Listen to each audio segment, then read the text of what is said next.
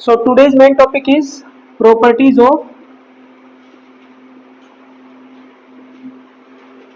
Carboxylic acids. Carboxylic acid की properties. तो properties दो तरह की होती है भाई, physical and chemical. Physical properties में देखो हम बहुत सारे कंपाउंड की कंसीडर कर चुके हैं, तो बहुत जल्दी यहाँ पे कवर अप हो जाएंगी।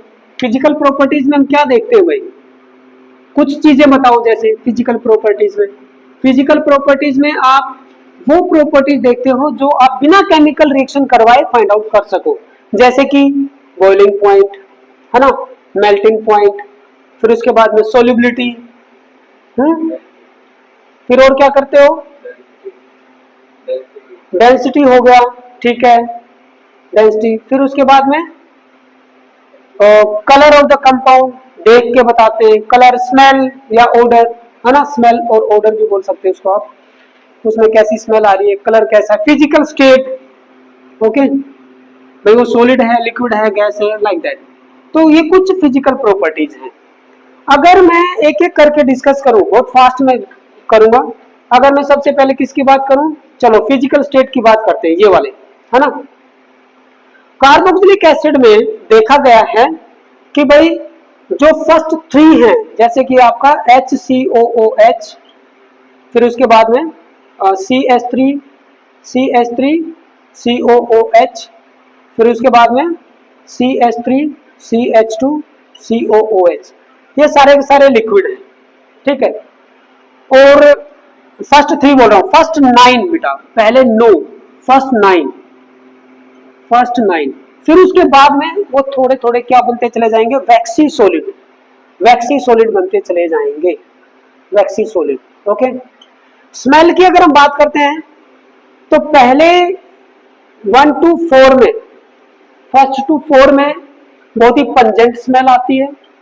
पंजेंट मतलब ऐसी स्मेल जो काफी तीखी हो, हमें सहन करने में काफी मुश्किल होगी, पंजेंट स्मेल, ओके। फिर उसके बाद में 4 to 10 टाइप में ये जो स्मेल है थोड़ी सी कम हो जाती है। क्यों होती है कम, वो भी देखेंगे। फिर उसके बाद में स्मेल जो है ना बिल्कुल खत्म हो जाती है। देखो भाई, स्मेल तभी आएगी जब कोई कंपाउंड वोलाटाइल होगा, है ना, वोलाटाइल। अगर कोई कंपाउंड ज्यादा वोलाटाइल है तो उसकी स्मेल ज्यादा आएगी। जैसे जैसे मॉलिक्यूल का साइज बढ़ता जाएगा तो वो कम वोलाटाइल होता चला जाता है, वो लिक्विड स्टेट में ही रहना चाहता है। That's why the smell slowly decreases. Now come to colour, they all are colourless, उनमें कोई कलर नहीं है, ऑल आर कलरलेस। फिर किसकी बात करेंगे, डेंसिटी। डेंसिटी इनकी कोई खास पॉइंट नहीं है डेंसिटी में, ठीक है। सोल्युबिलिटी की बात करते हैं, सोल्युबिलिटी। कार्बोक्सिलिक एसिड का अगर मैं एक कंपाउंड ले लेता हूं, फॉर एग्जांपल मान लो ये CH3C डबल बॉन्ड O और ये OH, क्या ये कंपाउंड वाटर में सोल्यूबल है? इसके अंदर दो चीजें हैं, इस कंपाउंड के अंदर दो चीजें हैं, डेल्टा पॉजिटिव, डेल्टा नेगेटिव। यहाँ पे डेल्टा नेगेटिव और ये डेल्टा पॉजिटिव। तो ये जो पार्ट है ना, this is polar part, polar, और ये जो पार्ट है this is non polar part, this is non polar. अब एक बात बताओ, जो हमारा पानी है, पानी कैसा पार्ट है भाई, water is polar in nature. तो एक सिंपल लाइन आपको याद होगी, लाइक डिजोल्व लाइक। अगर पोलर पार्ट इफेक्टिव है तो ये इसमें डिजोल्व हो जाएगा। क्यों डिजोल्व होगा, क्योंकि पानी के मॉलिक्यूल के साथ में ये मॉलिक्यूल जाके हाइड्रोजन बॉन्डिंग फॉर्म करते हैं। ये देखो HOH, ये डेल्टा नेगेटिव और ये डेल्टा पॉजिटिव, ये डेल्टा पॉजिटिव। इसका पॉजिटिव वाला पार्ट इसके नेगेटिव पार्ट से अटैच हो जाएगा थ्रू हाइड्रोजन बॉन्डिंग, ये हाइड्रोजन बॉन्ड है। सिमिलरली यहाँ पे H2O का H वाला पार्ट, ये वाला पार्ट इसके साथ बॉन्ड बना सकता है, हाइड्रोजन बॉन्डिंग बना सकता है। सो इसलिए मैं बोल सकता हूं कि कार्बोक्सिलिक एसिड, जो लोअर कार्बोक्सिलिक एसिड है, they are highly soluble in water due to formation of hydrogen bond. Second thing, एक कोलिगेटिव प्रॉपर्टी का नाम सुना होगा बेटा आपने, है ना, कोलिगेटिव प्रॉपर्टी। यहाँ पे काफी इंपॉर्टेंट पॉइंट है, जो एसिटिक एसिड होता है ना, CH3 C double bond OOH, वो लिक्विड फेज में भी और वेपर फेज में भी, जैसे मान लो ये बीकर है, ठीक है, ये यहाँ पे कार्बोक्सिलिक एसिड है, वोलाटाइल नेचर का है, वेपराइज होके ऊपर चले गए एक मॉलिक्यूल और ये दूसरा मॉलिक्यूल, ठीक है, यहाँ पर ये एक मॉलिक्यूल और ये दूसरा मॉलिक्यूल, दोनों मॉलिक्यूल क्या करते हैं, डाइमर का फॉर्मेशन करते हैं ऐसे, because of formation of hydrogen bond. यहाँ पे ये इसको अट्रैक्ट करेगा और ये इसको, अपोजिट एंड में delta negative, this is delta positive, this is delta positive, this is delta negative, दो हाइड्रोजन बॉन्ड ऐसे एंड टू एंड, ओके। तो ये जो मॉलिक्यूल है ना, अकेला आपको कभी नहीं मिलेगा, ना तो लिक्विड फेज में, ना यहाँ पे, इसमें भी यहाँ पे ये हाइड्रोजन बॉन्ड मिलेगा आपको। ये काफी इंपोर्टेंट, ये स्टेटमेंट में क्वेश्चन आते हैं भाई इस टाइप के। Carboxylic acid is found as a dimer in liquid phase, पहली statement. Number 2 in vapour phase. Number 3 in both liquid and vapour phase hydrogen bonding is not present, ऐसे करके दे देगा। तो इसमें ध्यान रखना, ये जो हाइड्रोजन बॉन्ड है ये लिक्विड फेज में बनाएगा as well as in the vapour phase, and it exist as a dimer. और हमारी कोलिगेटिव प्रॉपर्टी किस पे डिपेंड करती है, नंबर ऑफ पार्टिकल पे। तो हमने नंबर ऑफ पार्टिकल मान लो इसमें 2 डाले थे, उसके हिसाब से ये कोलिगेटिव प्रॉपर्टी होनी थी, लेकिन वो 2 से तो 1 बन गया, तो कोलिगेटिव प्रॉपर्टी भी डिक्रीज हो जाती है, आधी हो जाएंगी।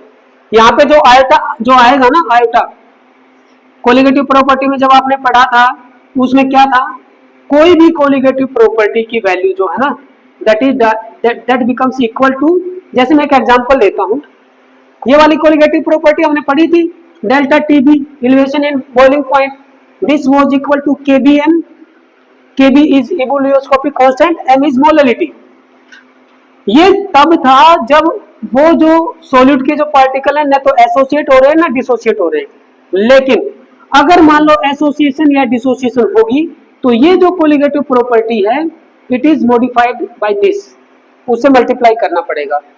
डिसोसिएशन के केस में आयोटा की वैल्यू ग्रेटर देन 1 होगी, एसोसिएशन के केस में आयोटा की वैल्यू लेस देन 1 होगी, और जब एसोसिएशन और डिसोसिएशन नहीं होगी तो आयोटा की वैल्यू 1 आ जाएगी और वो normal colligative property read out करेंगे हम। तो यहाँ पे क्या हो रहा है, एसोसिएशन, दो मॉलिक्यूल मिलके एक बना रहे हैं, यानी कि ये जो कोलिगेटिव प्रॉपर्टी आएगी इसकी वैल्यू आधी हो जाएगी, तो iota will be equal to 1/2। पूछ सकता है एसिटिक एसिड में आयोटा की वैल्यू बताइए, 1/2 होगी। इसमें बताओ आयोटा की वैल्यू कितनी होगी, बताओ आयोटा की वैल्यू कितनी होगी, अगर मैं इस सोल्ट को पानी में डाल दूं तो 2 हो जाएगी। इसको बताओ, इसको बताओ कितनी होगी, K2SO4 में 3 होगी, क्योंकि 2 पार्टिकल ये और एक ये, लाइक दैट। तो नंबर ऑफ पार्टिकल पे डिपेंड करता है। समझ में आ गया, इस पॉइंट को नोट डाउन कर लो, नोट डाउन कर लो। अगला जो इंपॉर्टेंट पॉइंट है बॉइलिंग पॉइंट के बारे में, भाई सिंपल सी बात है, जो कार्बोक्सिलिक एसिड के मॉलिक्यूल हैं उनके बीच में काफी एक्सटेंसिव हाइड्रोजन बॉन्डिंग होती है। तो आप ये बोल सकते हो जो कार्बोक्सिलिक एसिड ग्रुप है ना, उनकी बॉइलिंग इवन अल्कोहल से भी ज्यादा होती है, अल्कोहल से भी ज्यादा होती है, क्योंकि अल्कोहल में तो एक ही हाइड्रोजन बॉन्ड होगा भाई, लेकिन ये तो 2-2 हाइड्रोजन बॉन्ड, एक भाई खुद के साथ भी करते हैं और दूसरे मॉलिक्यूल के साथ भी ये बनाएंगे। इससे ज्यादा जो बॉइलिंग पॉइंट होता है वो होता है कीटोन का, कीटोन और एल्डिहाइड का लगभग बराबर होता है, लेकिन थोड़ा सा कीटोन का ज्यादा होता है, ये याद रखना, CHO, एंड आफ्टर दैट कौन सा आ जाएगा, एल्केन, ठीक है, एल्केन जो नॉर्मल हाइड्रोकार्बन है, ये एक ऑर्डर रहेगा। इसमें एक्सटेंसिव हाइड्रोजन बॉन्डिंग होने की वजह से इनका मैक्सिमम बॉइलिंग पॉइंट होता है। Now come to melting point. Melting point वाला जो पॉइंट है या इंपॉर्टेंट पॉइंट मेल्टिंग पॉइंट के बारे में वो ये है, इवन नंबर वाले जो कार्बन होंगे, जैसे मान लो CH3, CH2, CH2, COOH, इसमें इवन नंबर कार्बन चेन है 1 2 3 4, और एक मान लो मैं ले लेता हूं 3 वाला और एक ले लेता हूं मैं 5 वाला, ऐसे, ठीक है। अब इन दोनों का कंपैरिजन करें तो भाई इसका मॉलिक्यूलर साइज बड़ा है तो डेफिनेटली इसका क्या होना चाहिए, मेल्टिंग पॉइंट ज्यादा होगा, है ना। मैंने आपको बताया था ना, मेल्टिंग पॉइंट या बॉइलिंग पॉइंट दोनों के दोनों is directly proportional to molecular mass, directly proportional to size. लेकिन इन दोनों के बीच में ये जो आ रहा है ना, this is odd number, this is also odd number carbon atom, but इसके बीच में एक इवन नंबर वाला आया, उसका मेल्टिंग पॉइंट इससे भी ज्यादा होगा, इससे भी ज्यादा होगा, दोनों से ज्यादा होगा। सो मेल्टिंग पॉइंट का वेरिएशन अगर मैं देखना चाहूं, मान लो यहाँ पे है नंबर ऑफ कार्बन एटम, ये है 3 कार्बन एटम, 2 and 1, 1 2 3 4 and 5, ये हो गए नंबर ऑफ कार्बन एटम, ये हो गया इस साइड में मेल्टिंग पॉइंट। तो ग्राफ कैसे आएगा, 3 वाले का मान लो इतना है, 4 वाले का थोड़ा सा ज्यादा, 5 वाले का थोड़ा, चलो इसको थोड़ा सा आगे करो, यहाँ पे कर लो इतना, और 5 वाले का इतना। 5 वाले का देखो बेटा 3 वाले से तो ज्यादा है लेकिन इससे कम, the graph will be like this, okay. तो ये मेल्टिंग पॉइंट का आपको ध्यान रखना, इवन नंबर्ड कार्बन चेन के जो मॉलिक्यूल्स होंगे उनका मेल्टिंग पॉइंट ज्यादा होता है। क्यों, एक सिंपल लाइन में लिखो, एक ही लाइन में कवर अप करना इसको, दे आर हैविंग मोर या higher melting point due to higher closeness, due to higher closeness between the chains between the chains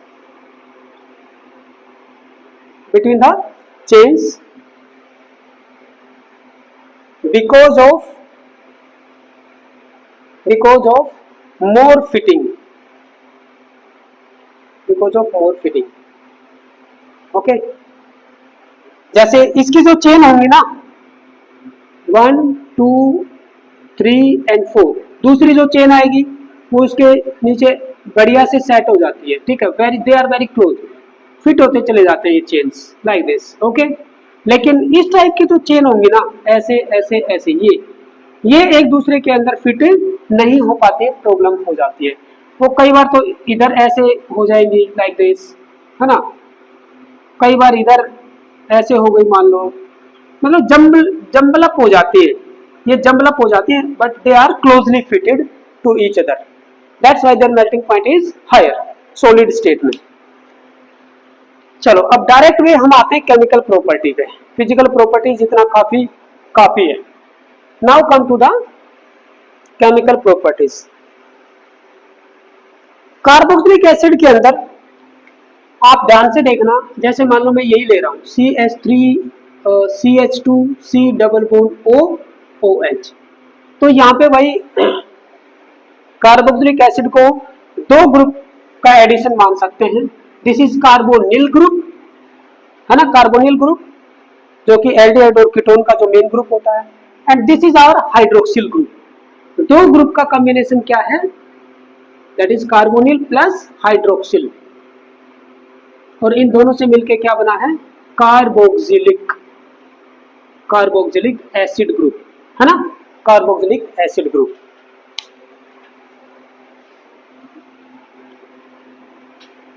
तो इनकी जो प्रॉपर्टी होगी वो इस बॉन्ड की वजह से, यानी कि ये वाला जो बॉन्ड टूटेगा उसकी वजह से, दूसरा इस बॉन्ड की वजह से, तीसरा जिसमें दोनों पार्टिसिपेट करेंगे, ओके लाइक दैट, कंप्लीट पूरा का पूरा पार्टिसिपेट करेगा, और चौथी प्रॉपर्टी होंगी इस एल्काइल चेन की वजह से भी होंगी, है ना, एल्काइल चेन की वजह से भी होंगी, right.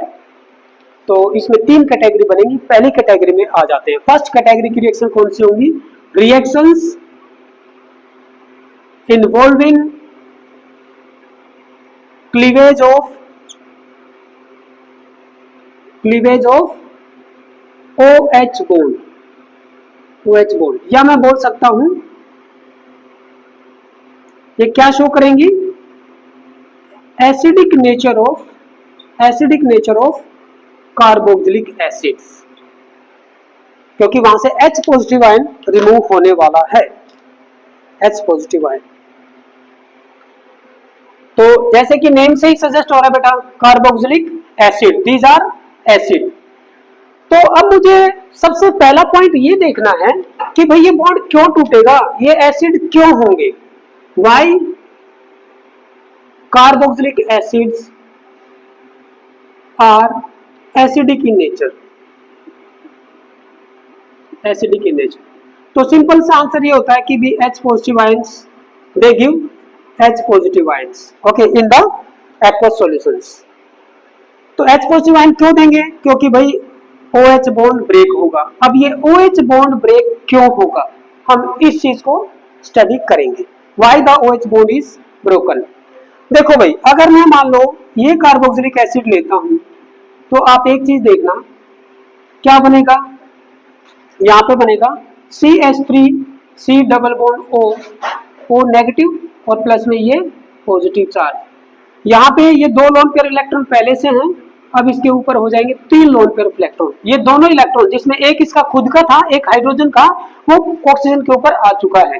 Hydrogen as a proton वहां से निकल गया, ओके, H पॉजिटिव आयन की टर्म में निकल गया। सो अब ये जो बना है this is known as carboxylate anion. क्या बोलते हैं बेटा, कार्बोक्सिलेट एनायन। अब इस भाई साहब को थोड़ा सा स्टडी करते हैं। ये मॉलिक्यूल डिसोसिएट होके H पॉजिटिव आयन देके ये बनाता है, लेकिन अगर मान लो ये अनस्टेबल होगा तो ये वापस इसको लेगा और इसमें कन्वर्ट हो जाएगा। तो अब हमें ये देखना कि क्या ये स्टेबल है, अगर स्टेबल हुआ तो ये इक्विलिब्रियम फॉरवर्ड डायरेक्शन में चला जाएगा और H पॉजिटिव आयन भी मिल जाएंगे, और अगर ये अनस्टेबल हुआ तो ये वापस आ जाएगा। So the stability of carboxylate anion, the stability of carboxylate anion is due to resonance, देखते हैं कैसे भाई इसमें रेजोनेंस कैसे होगी। तो रेजोनेंस का आज आपको एक बहुत बढ़िया रूल पता चलेगा। CH3 C double bond O ऐसे बना लो, सारे इलेक्ट्रॉन पेयर शो कर दो बेटा, ये नेगेटिव चार्ज है इसके ऊपर, ठीक है। ये एक रेजोनेंस स्ट्रक्चर है, ये वाले इलेक्ट्रॉन यहाँ पे और ये वाले यहाँ पे, ठीक है। तो दूसरी रेजोनेंस स्ट्रक्चर, जो भी रेजोनेंस स्ट्रक्चर दिखाते हैं उसमें डबल एरो का साइन रहता है, CH3C, यहाँ पे ये सिंगल बॉन्ड हो जाएगा और अब यहाँ पे 3 lone pair electron with negative charge और ये हो गया आपका double bond. This is resonance structure number 2। इसके नीचे एक इंपॉर्टेंट लाइन लिखोगे, देखो ये जो है ना, ये जो है दोनों की दोनों इक्विवेलेंट स्ट्रक्चर हैं, पहली बात बोथ आर इक्विवेलेंट स्ट्रक्चर। तो जो रेजोनेटिंग स्ट्रक्चर इक्विवेलेंट होती है वो ज्यादा स्टेबल होती है, ओके।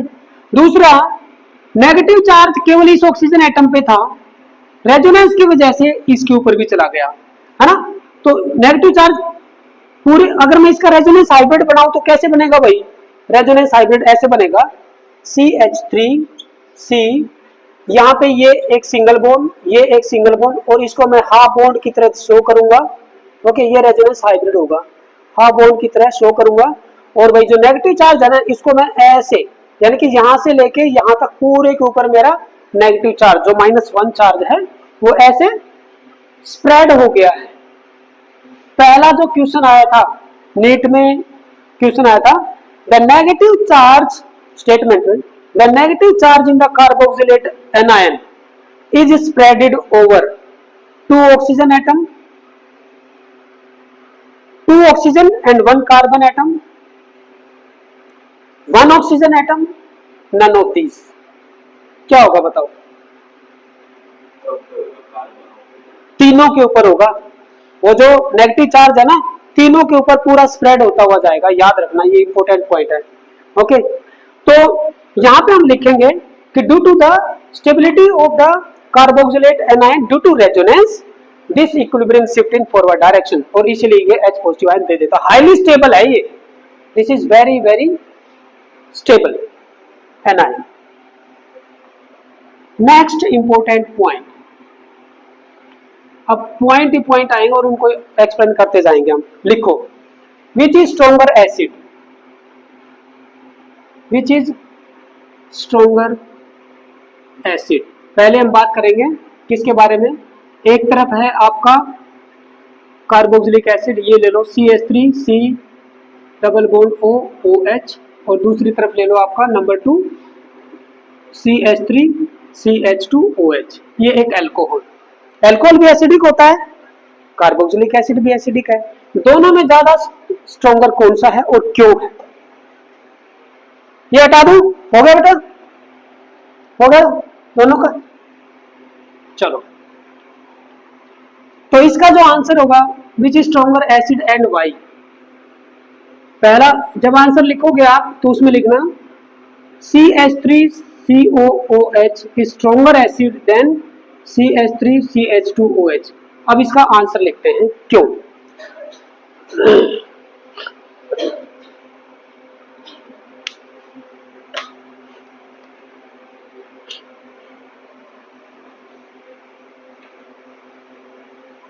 इसकी जो रेजोनेटिंग स्ट्रक्चर बनेंगी वो ये बनेंगी CH3C double bond O negative, है ना, ये पहली रेजोनेटिंग स्ट्रक्चर। और दूसरी ये बनेगी CH3C single bond O double bond O like this, ये नेगेटिव चार्ज, दो रेजोनेटिंग स्ट्रक्चर बन गई। इसके अंदर जो मेरा एनायन बनेगा that is CH3CH2O negative plus में H पॉजिटिव आयन जो बनेगा, this is not resonance stabilized, उसके अंदर रेजोनेंस स्टेबलाइजेशन नहीं है, नॉट रेजोनेंस स्टेबलाइज्ड।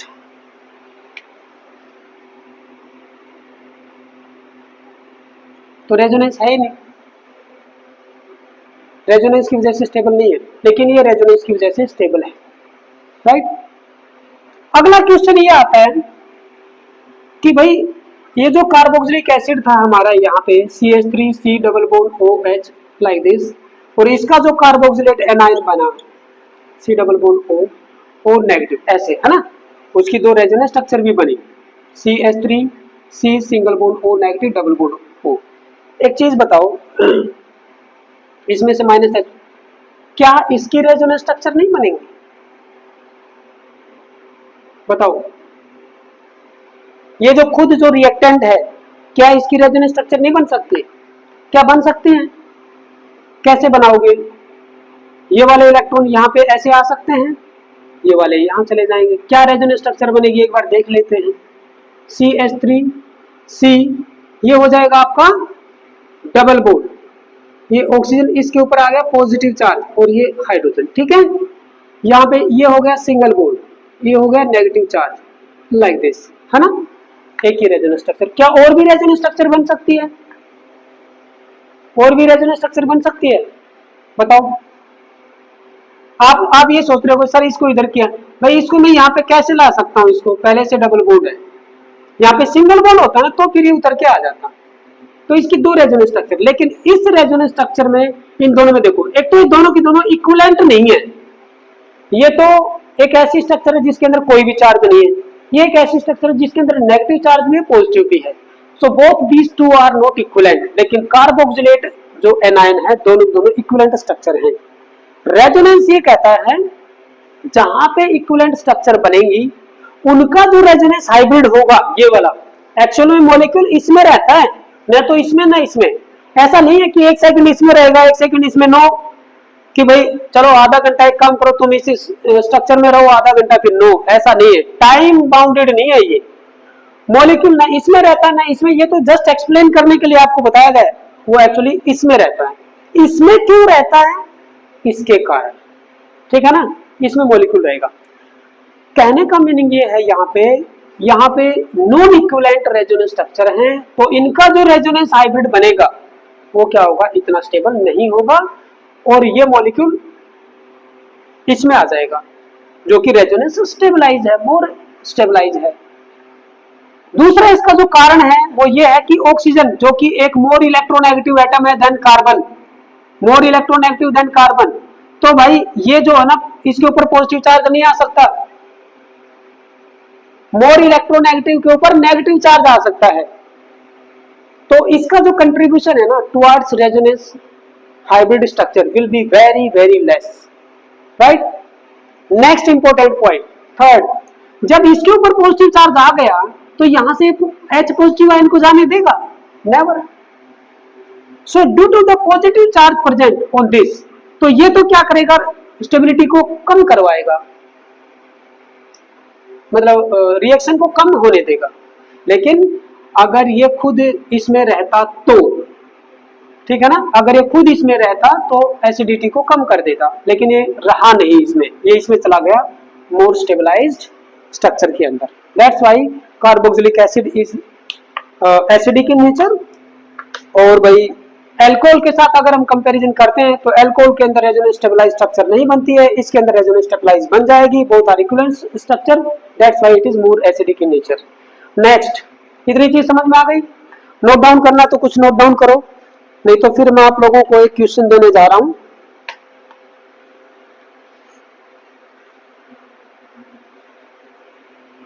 लो भाई, एसिटिक एसिड को वाटर के साथ ऐड करो, क्या क्या बनेगा बताओ?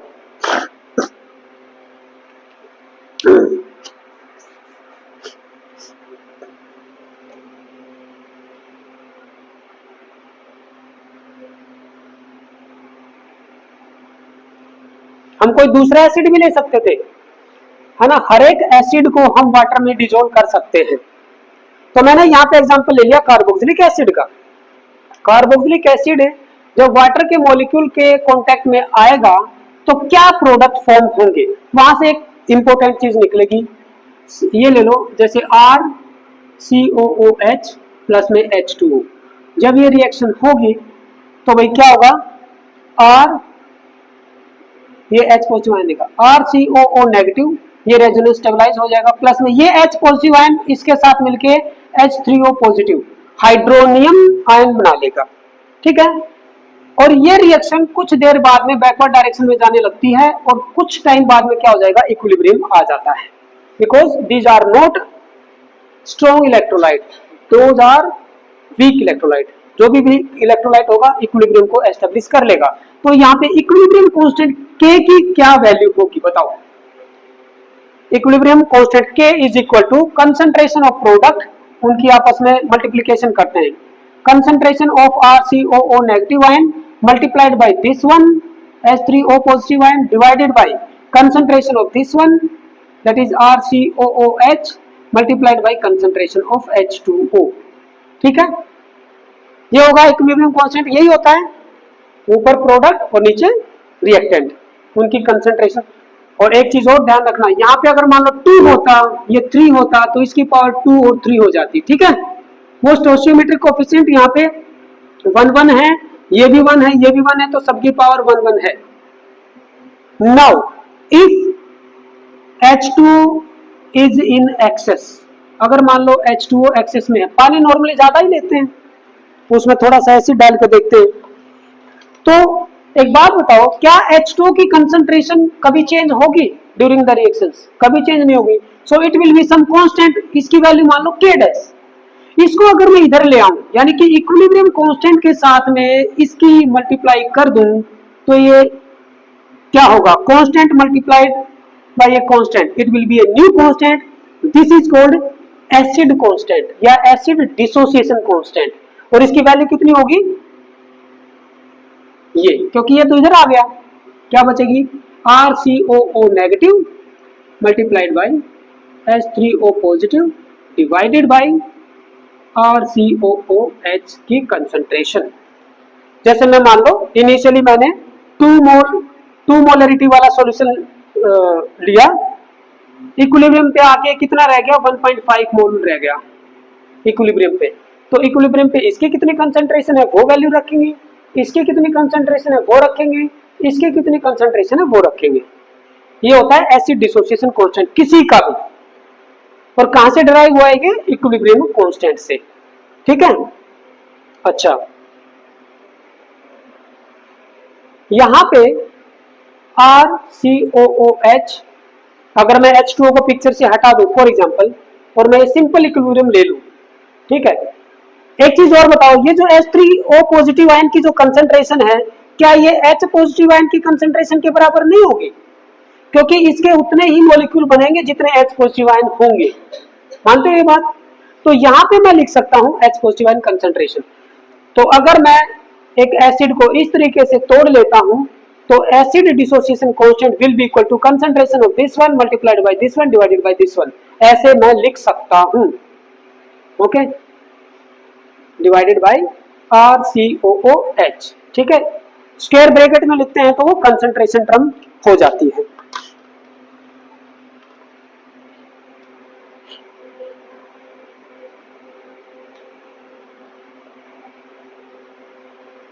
हो गया?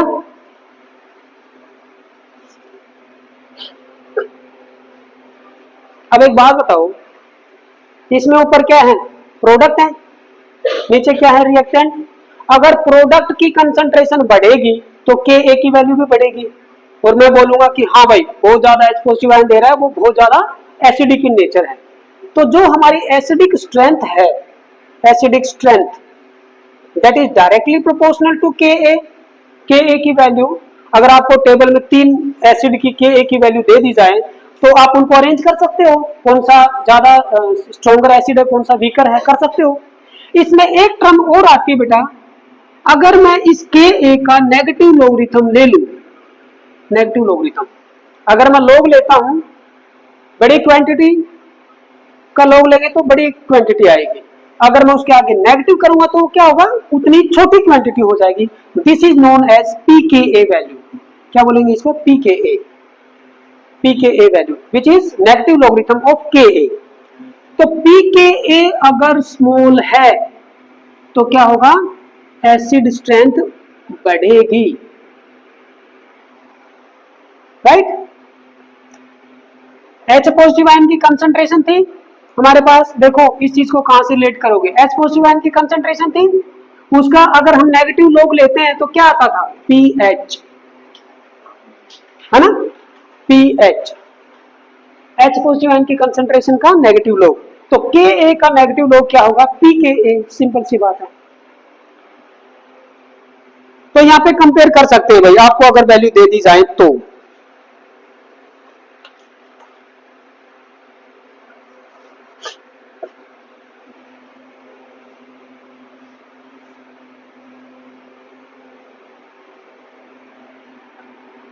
HC double bond OH, okay, it is like that।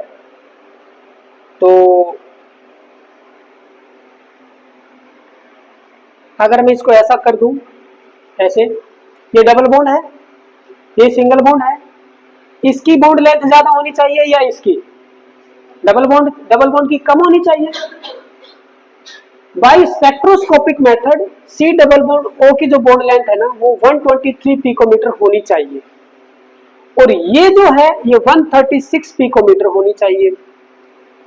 लेकिन जब इसको एनालाइज किया गया, ये दोनों की दोनों बॉन्ड लेंथ इक्वल हो गई, ये दोनों की दोनों बॉन्ड लेंथ इक्वल पाई गई, और वो जो बॉन्ड लेंथ थी वो समझ लो कि एक बॉन्ड और दो बॉन्ड के बीच में कहीं लाई कर रही थी, और ये पाया गया 127 पिकोमीटर। तो इस चीज को, इस फिनोमिना को कि why the two bond length are equal, अगर कोई एक्सप्लेन कर पाया, ना तो वो वीबीटी थी, न एमओटी थी, न वीएससीपीआर, वो था रेजोनेंस की कॉन्सेप्ट।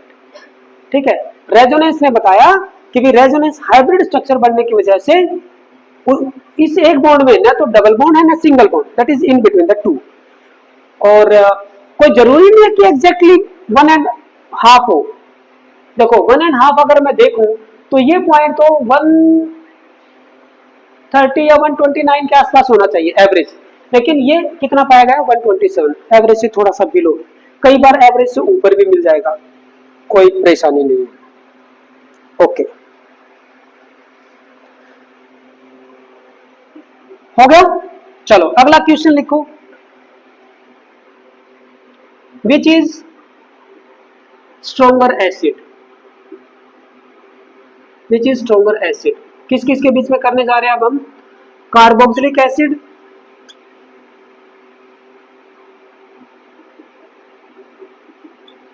कार्बोक्सिलिक एसिड और फिनोल, एंड फिनोल, ये लो भाई, ये भी H पॉजिटिव आयन देता है, ये भी H पॉजिटिव आयन देता है। तो कौन सा ज्यादा एसिडिक होना चाहिए? बोला सर हम रेजोनेंस स्ट्रक्चर बना के देखते हैं फटाफट। रेजोनेंस स्ट्रक्चर बना लो भाई। ये लो, एक की तो आपको पता ही है,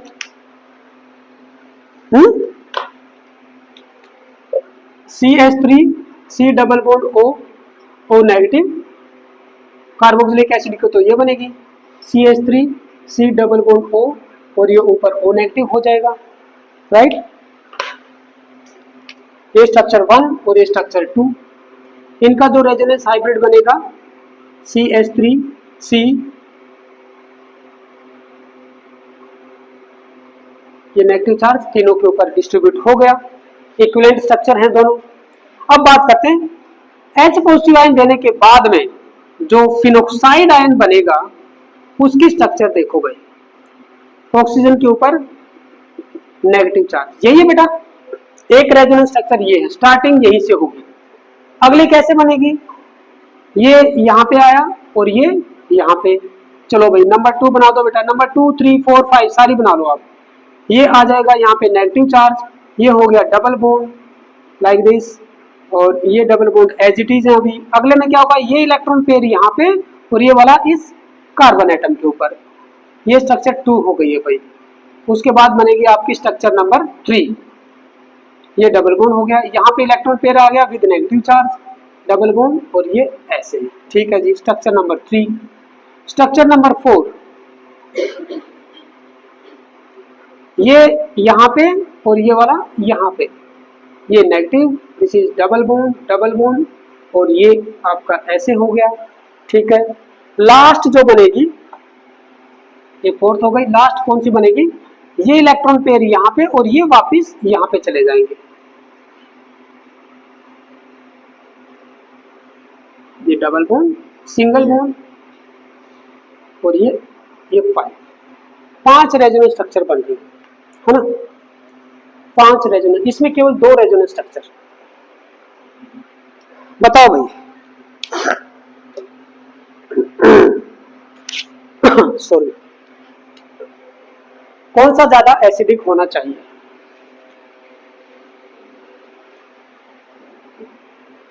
अब थोड़ा सा और इंटरप्रेट करते हैं, यहां पे थोड़ा सा ध्यान देना बेटा। स्ट्रक्चर नंबर 2, 3 एंड 4, इसमें थोड़ा सा ध्यान से देखो कि भाई ये जो नेगेटिव चार्ज है ये किसके ऊपर है। इस पूरी स्ट्रक्चर में 2 तरह के एटम है, एक तो ऑक्सीजन और दूसरा कार्बन, जिसके ऊपर नेगेटिव चार्ज आ रहा है। कार्बन है लेस इलेक्ट्रोनेगेटिव, ऑक्सीजन है मोर इलेक्ट्रोनेगेटिव। तो 3 स्ट्रक्चर में लेस इलेक्ट्रोनेगेटिव कार्बन एटम के ऊपर नेगेटिव चार्ज है, तो इन स्ट्रक्चर का क्या होगा, इन स्ट्रक्चर का कंट्रीब्यूशन या रेजोनेंस स्टेबलाइजेशन आप बोल सकते हो, वो कम होगा भाई। Okay, they contribute, these 3 contribute less stabilization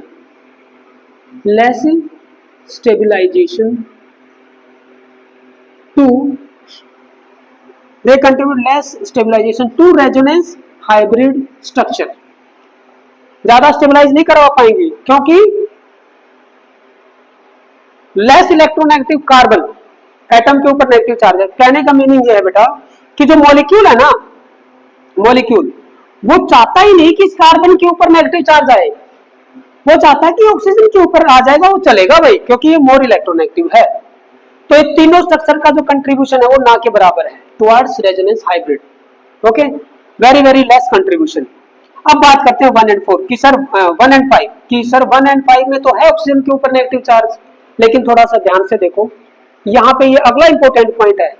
in structure 1 and 5 change केवल किस में है, 1 and 5 negative charge is not distributed, is not spread, is not spreaded और डिस्ट्रीब्यूटेड, डिस्ट्रीब्यूट नहीं हुआ है। ऑक्सीजन के ऊपर है तो ऑक्सीजन के ऊपर ही है। हो क्या रहा है, केवल और केवल बेंजीन रिंग वाले इलेक्ट्रॉन जो है ना, जैसे देखो यहाँ पे डबल बॉन्ड था, यहाँ पे इसमें सिंगल है। अगर मैं इन दोनों का कंपैरिजन करूं, केवल ये वाले पाई इलेक्ट्रॉन क्लाउड मूव कर रहे हैं, लेकिन इस पाई इलेक्ट्रॉन क्लाउड का रेजोनेंस स्टेबलाइजेशन में कोई रोल नहीं है, मतलब नेगेटिव चार्ज को डिस्ट्रीब्यूट करवाने में कोई रोल नहीं है। तो मैं ये कहूंगा negative charge is not spreaded और distributed and only benzene ring pi electrons are moving which don't contribute towards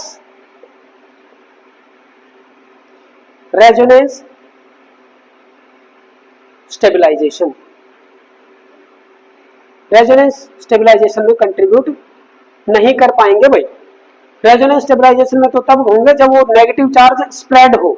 भाई ऑक्सीजन के ऊपर मेरा नेगेटिव चार्ज बरकरार है, H पॉजिटिव आयन आएगा वापस जुड़ जाएगा, फिनोल बना लेगा। अगर मान लो स्प्रेड हो जाए तो H पॉजिटिव आयन निकल गया, जब वापस आ रहा है तो उसको उतना नेगेटिव चार्ज नहीं दिखा जितना वो छोड़ के गया था, वो स्प्रेड हो गया, तो वो इक्विलिब्रियम वापस नहीं आएगा। लेकिन इस केस में वापस आ जाएगा, क्योंकि ये, अब मुझे बताओ, ये एक तरीके से ऐसे लग रहा है कि जैसे ये पेरेंट्स थे, उनकी 5 संतान थी लेकिन कोई काम की नहीं, लेकिन ये वाला जो है इसकी 2 ही संतान है और वो काफी मतलब यूजफुल है। I mean to say that कम है लेकिन यूजफुल है, राइट? समझ में है? सो यहां से मैं कंक्लूड करता हूं कि भी carboxylic acid is stronger acid than phenols. These are stronger acid than phenols.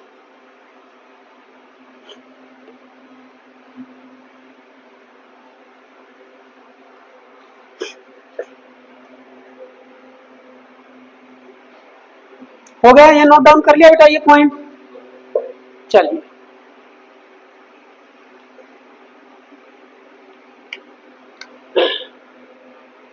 Effect of, अगला इंपॉर्टेंट पॉइंट लिखो, effect of electron withdrawing group, effect of electron withdrawing group on acidity, of aliphatic carboxylic acid. Aliphatic की बात करेंगे हम, है ना? Aliphatic, aromatic में अभी नहीं जाएंगे, एरोमेटिक का सेपरेटली करेंगे। इलेक्ट्रॉन विड्रॉइंग ग्रुप अगर मैं लगा दूं एलिफेटिक चेन में तो क्या फर्क पड़ेगा? हमारे माइंड में केवल एक बात दौड़नी चाहिए कि भी कार्बोक्सिलेट एनायन जो है ना, उसको कोई भी स्टेबल कर दे, कोई भी चीज, तो वो जो कार्बोक्सिलिक एसिड है बार बार उसमें जाएगा, H पॉजिटिव आयन उतना ही इजीली देगा और वो उतना ही स्ट्रॉन्गर एसिड बन जाएगा। अब ये देखो भाई, CH3 C डबल बॉन्ड, या मैं डबल बॉन्ड नहीं, मैं केवल कार्बोक्सिलेट को दिखा रहा हूं भाई, है ना? नेगेटिव चार्ज ओवर दिस, ये हमारा रेजोनेंस स्टेबलाइज स्ट्रक्चर है। तो भाई अगर अब मैं यहाँ पे CH2 और मैंने एक लगा दिया यहाँ पे इलेक्ट्रॉन विड्रॉइंग ग्रुप। अब इलेक्ट्रॉन विड्रॉइंग ग्रुप कौन कौन से हो सकते हैं? देखो भाई, इलेक्ट्रॉन को विड्रॉ करने वाले अपनी तरफ कौन कौन से हो सकते हैं भाई?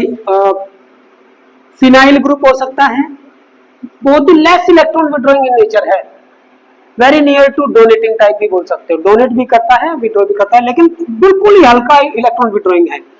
फिर उसके बाद में कौन सा हो सकता है इलेक्ट्रॉन विड्रॉइंग? आयोडीन, फिर इससे ज्यादा ब्रोमीन, क्लोरीन, फ्लोरीन, है ना? क्योंकि फ्लोरीन काफी ज्यादा इलेक्ट्रोनेगेटिव एटम है, वो अच्छे से इलेक्ट्रॉन को विड्रॉ करेगा। फिर उसके बाद में और कौन सा? जैसे आपका साइनाइड ग्रुप, इससे ज्यादा स्ट्रॉन्गर होता है, इससे ज्यादा होता है क्योंकि इसके अंदर 2 इलेक्ट्रोनेगेटिव एटम हो गए भाई, ये है 3.5 वाला, ये 2.5 वाला। बेसिकली देखा जाए तो दोनों more electronegative atom than this carbon atom. आगे बढ़ते हैं। फिर उसके बाद में साइनाइड के बाद में जैसे NO2 ग्रुप, ये भी, ये यहाँ पे 3 मोर इलेक्ट्रोनेगेटिव, तो ये इससे ज्यादा इलेक्ट्रॉन विड्रॉइंग इन नेचर होगा। और अगर मैं इसकी बात करूं CF3, अगर ये ग्रुप आ जाए, सबसे ज्यादा इलेक्ट्रोनेगेटिविटी किसकी होती है? फ्लोरीन की। एक कार्बन पे 3 फ्लोरीन एटम, तो ये अपने आप में मोस्ट इलेक्ट्रॉन विड्रॉइंग ग्रुप है CF3 ग्रुप अगर आ जाए तो। अब देखो, अब यहां पे लग जाए या डायरेक्टली यहां पे लग जाए, डायरेक्टली वाला ज्यादा इफेक्ट होगा भाई। यहां पे मेरा ये इलेक्ट्रॉन विड्रॉइंग ग्रुप आ जाए डायरेक्टली, तो क्या होगा? इस नेगेटिव चार्ज को जो इन तीनों कार्बन एटम उसमें से ये और खींच के ले जाएगा, तो डेफिनेटली नेगेटिव चार्ज ज्यादा डिस्ट्रीब्यूट हो जाएगा, ज्यादा डिस्ट्रीब्यूट हो गया तो और ज्यादा स्टेबल हो गया। तो यहाँ पे एक सिंगल लाइन में कंक्लूड करोगे, electron withdrawing group stabilises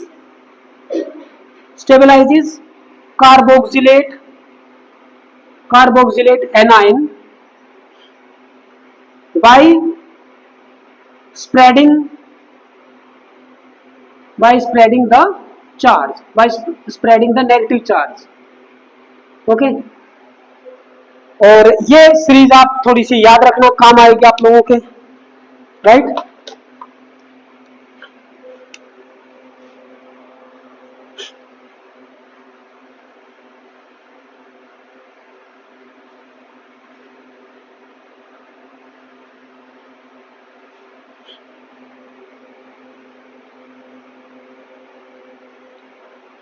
and hence acidic strength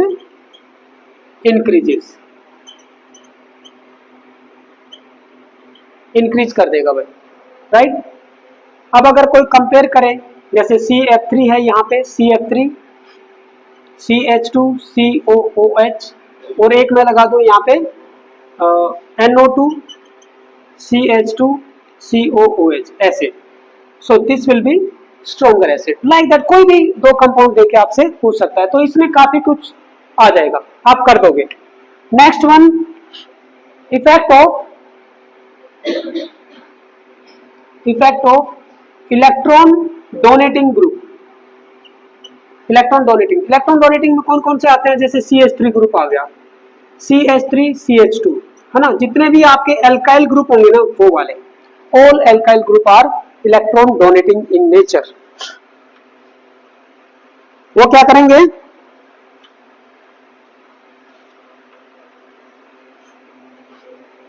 they will intensified, electron donate करेंगे तो नेगेटिव चार्ज को इधर बढ़ा देंगे। नेगेटिव चार्ज अगर बढ़ जाएगा किसी भी स्पीसी में कुछ स्पेस के अंदर, तो H पॉजिटिव आयन जो है वापिस इसके साथ जुड़ने की संभावना रखेगा और इक्विलिब्रियम को मोलिकुलर स्ट्रक्चर में ले जाएगा, आयन खत्म हो जाएंगे। तो मैं बोल सकता हूं इलेक्ट्रॉन डोनेटिंग ग्रुप क्या करेंगे, आप बोल सकते हो electron donating group decreases the acidic strength. अब मुझे ये बताओ, HC डबल बॉन्ड OH और CH3C डबल बॉन्ड OH, इन दोनों में ज्यादा स्ट्रॉन्गर एसिड कौन सा है?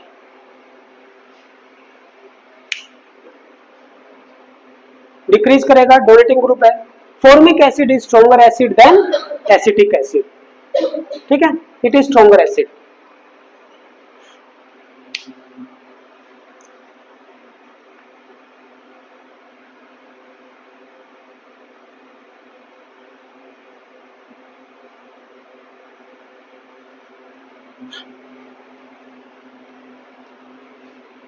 हो गया, एक कंपेयर और कर दो।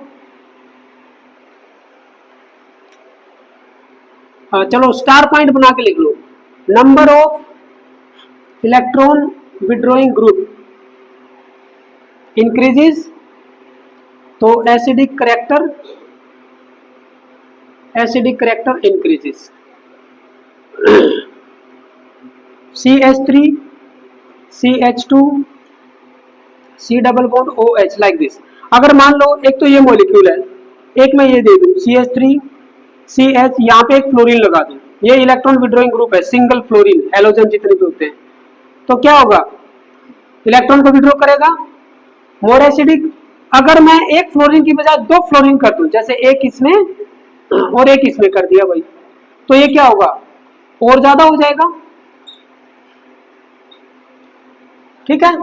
अब मैं क्या करता हूं, ये देखो ये है और ये थोड़ा सा दूर है, अगर मैं दोनों के दोनों फ्लोरीन एटम और नजदीक कर दूं, जैसे इसी कार्बन पे दो लगा दूं, तो ये और ज्यादा हो जाएगा, यहाँ पे फ्लोरीन यहाँ पे। तो एक बात ध्यान रखना कि ये जो हेलोजन एटम है अगर नंबर में ज्यादा है तो ज्यादा एसिडिक, जो जितना नजदीक होगा COOH ग्रुप के उसका इफेक्ट उतना ही ज्यादा होगा, क्योंकि यहाँ पे प्योरली इंडक्टिव इफेक्ट की वजह से वो क्या कर रहे हैं, इलेक्ट्रॉन को विड्रॉ करेंगे।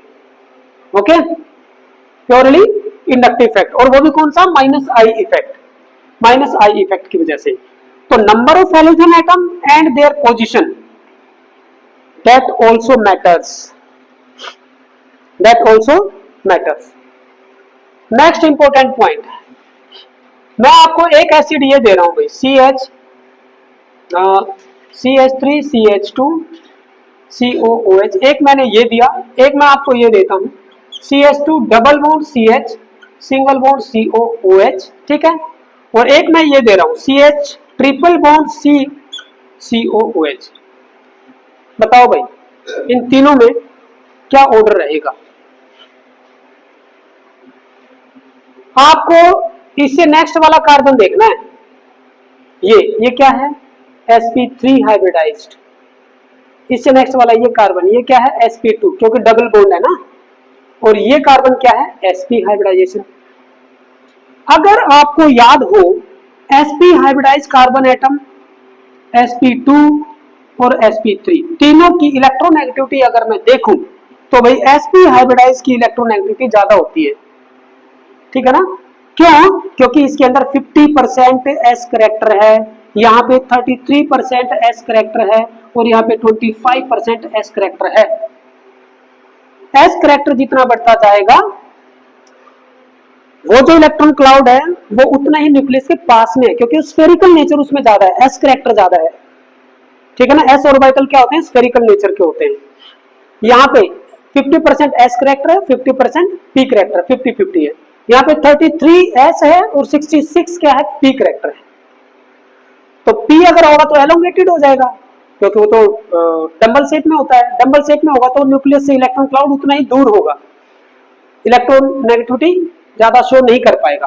तो इसकी वजह से अब आप देखो, अगर इसकी इलेक्ट्रोनेगेटिविटी सबसे ज्यादा है तो इधर से इलेक्ट्रॉन को खींचेगा कि नहीं? अपनी तरफ खींचेगा पक्का।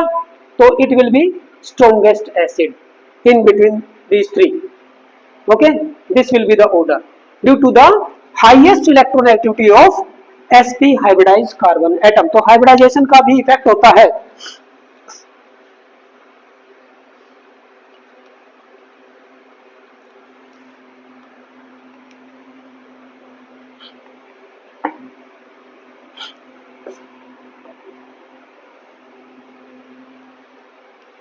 अब मैं आपको एक ट्रेंड देता हूं, ये अब पूरा समझ में आ जाएगा। देखो पहले जो 4 एसिड है बेटा, एक वो दे रखा है, उसके अंदर मैं आपको दिखाता हूं CF3COOH, ये किससे ज्यादा होगा?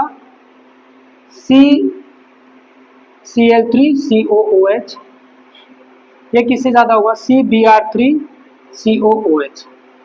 ओके, फ्लोरीन और क्लोरीन, Br3 वाला हटा दो एक बार, फ्लोरीन और क्लोरीन में। अब मैं क्या करता हूं, ये वाला इसके अंदर 2 क्लोरीन एटम कर देता हूं, ठीक है, इससे ज्यादा ये होगा 2 क्लोरीन नंबर ऑफ, मतलब क्लोरीन को देख लिया, ठीक है। फिर उसके बाद में NO2 ग्रुप वाला, NO2 CH2COOH लाइक दिस। फिर उसके बाद में साइनाइड CH2COOH, सही है, क्योंकि ये मोर इलेक्ट्रॉन विड्रॉइंग है। साइनाइड के बाद में एक फ्लोरीन एटम, ठीक है। फिर उसके बाद में एक क्लोरीन एटम, फिर उसके बाद में एक ब्रोमीन, हो गया। फिर आयोडीन, एंड आफ्टर दैट यहां तक सारे आ गए electron withdrawing, very high electron withdrawing, थोड़ा सा कम, यहां तक आते आते लगभग ये इलेक्ट्रॉन विड्रॉइंग नेचर बिल्कुल वीक रह गया। अब आ गया न कोई इलेक्ट्रॉन विड्रॉइंग न कोई इलेक्ट्रॉन डोनेटिंग, HCOOH। फिर इससे नेक्स्ट जो इलेक्ट्रॉन डोनेटिंग होगा, आप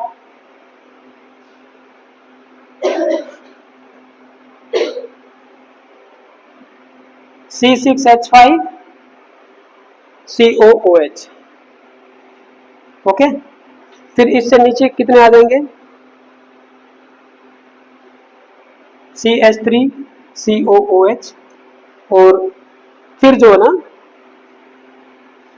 CH3CH2COH।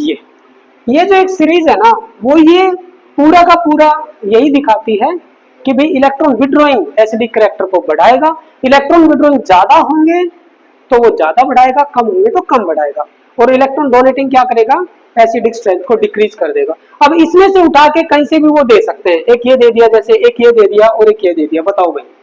तो आप थोड़ा सा कंपेयर करके फाइनल कंक्लूजन तक पहुंच जाना बेटा, ठीक है। इतना समझाने के बाद, क्योंकि यही फैक्टर होते हैं, नंबर ऑफ हैलोजन एटम सबसे स्ट्रॉन्गेस्ट फैक्टर है। अगर मैं देखूं ना, अगर आप इसमें इंपॉर्टेंट पॉइंट बनाना चाहो तो ये सबसे ज्यादा होगा, number of halogen atom. Number of halogen atom सबसे हाईएस्ट फैक्टर, फिर उसके बाद में पोजीशन, ठीक है, फिर उसके बाद में पोजीशन देखी जाएगी।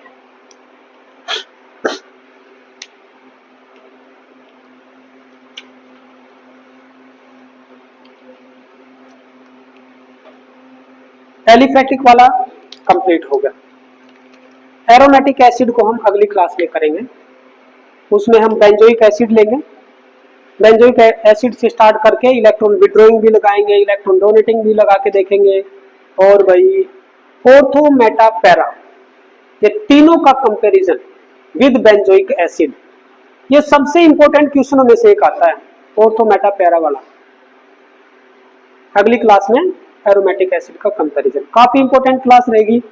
और भाई कल जरूर आना है, ठीक है, कल मतलब मंडे को। तो क्लासेस अभी मत छोड़ो, ठीक है ना। एक दिन की क्लास काफी सिलेबस छूट जाता है। कल अगर ये हो जाता है ना, तो आज मैं हो सकता था कार्बोक्सिलिक एसिड को खत्म करवा देता, अब कल कोशिश करनी पड़ेगी खत्म करवाने की, है ना। लेकिन हम ऐसे भी नहीं कर सकते कि भाई इंपॉर्टेंट पॉइंट छूट जाए और सिलेबस हो जाए, ऐसा नहीं करना है। सिलेबस कंप्लीट करना है लेकिन समझते हुए। तो क्लासेस मैक्सिमम लेनी पड़ेंगी उसके लिए हमें। चलो भाई।